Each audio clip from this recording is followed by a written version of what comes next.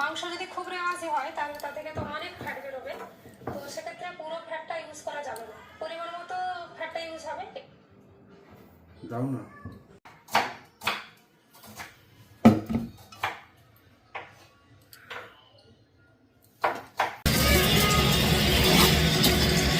আরো মেটে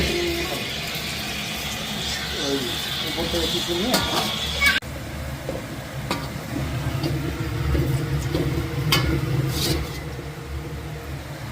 শুনে গেছে বন্ধ করুন বন্ধ করুন।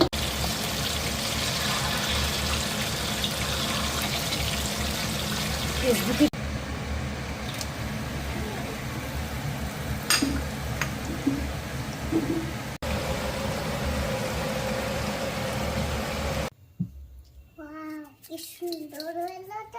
হাতাস না কি সুন্দর। কি বানাচ্ছো বাবা? হাড়িটা কি বানাচ্ছো?